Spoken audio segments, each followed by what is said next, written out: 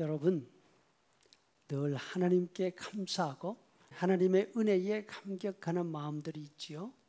그런데 호세아 선지자가 활동하던 시기 이스라엘 사람들은 하나님께 대한 이런 감정들이 없었던 것 같습니다.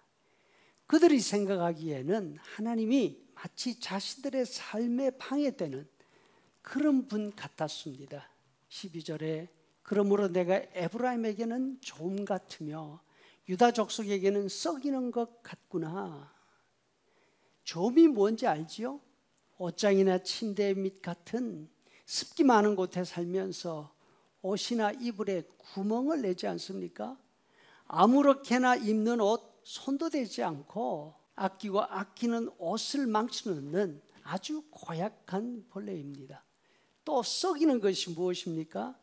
눈에 보이지도 않는 것이 과일이나 음식을 썩게 만들어서 먹지 못하게 하는 것입니다.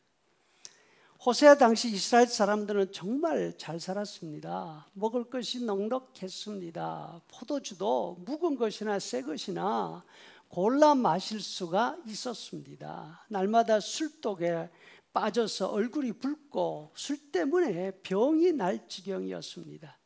대외적으로도 아주 평안했습니다. 주변에 괴롭히는 나라들을 다 정복하고 솔로몬 이후 가장 넓은 땅을 차지하고 있었습니다.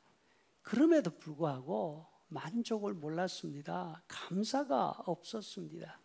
어디 더 재미있는 일 없나 하면서 창기집까지 드나들었다고 합니다. 뿐만 아니라 더 많은 것을 가지기 위해서 욕심을 부리고 있었습니다. 10절에 유다 지도자들은 경계표를 옮기는 자 같다. 여러분, 땅에 대한 욕심은 어제 오늘 일이 아닌 듯합니다. 당시 귀족과 부자들은 땅 넓히는데 정신이 없었습니다. 성경에서 이스라엘 사람들에게 땅은 모두 하나님의 소유였습니다.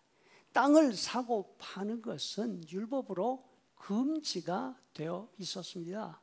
혹시 간호로 인해서 땅을 판다 하더라도 그 땅은 희년, 즉 50년 주기가 돌아오면 원래 주인에게로 돌아가게 되어 있었습니다. 그럼에도 불구하고 부자들은 계속해서 땅을 넓혀갔습니다. 농경사회에서 땅이 없으면 사람들이 어떻게 될 것입니까? 남의 소작농이 되고 점점 더 가난해져서 결국은 노예 지경으로 떨어지게 되지 않겠습니까? 남이 굶든지 노예가 되든지 이들에게는 문제가 되지 않았습니다. 한번 마음 먹으면 누가 뭐라고 해도 그 땅을 차지하고야 말았습니다. 4장 16절에 이스라엘은 완강한 암소처럼 완강하니 이제 여호와께서 넓은 들에서 어린 양을 먹인 같이 그들을 먹이실 수 있겠느냐?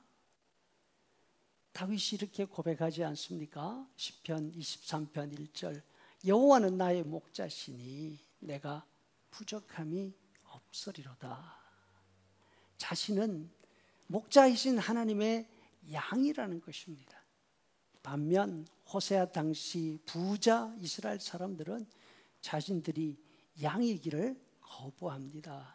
하나님이 이끌어 가시는 곳 그게 싫다는 것입니다.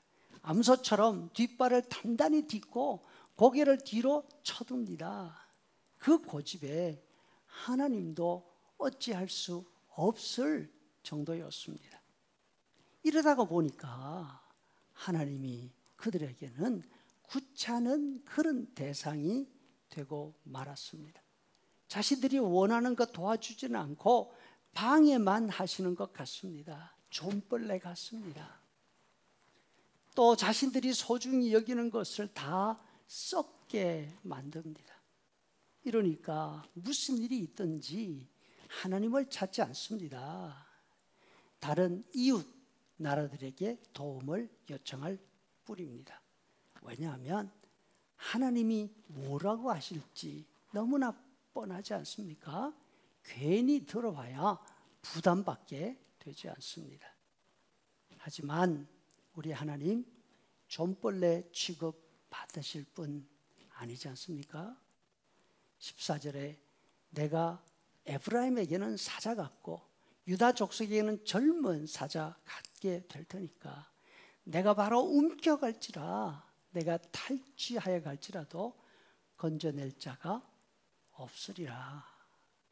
하나님의 명령, 하나님의 말씀이 아니라 사람의 명령, 다시 말해서 사람의 욕심을 따라가면 결국 어떻게 된다고요?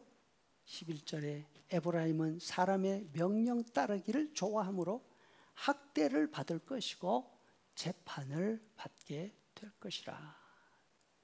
가진 것이 많아질수록 더 욕심을 부리고 자기들 마음대로 행동하는데 지장이 되니까 하나님을 존벌레처럼 여기는 그들에게 하나님께서 이렇게 말씀하시지 않습니까?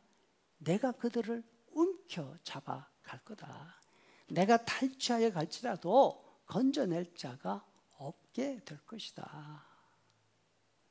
우리는 우리 속에서 나오는 사람의 명령이 아니라 하나님의 말씀에 귀를 기울이는 그런 신자들이 되기를 소원합니다.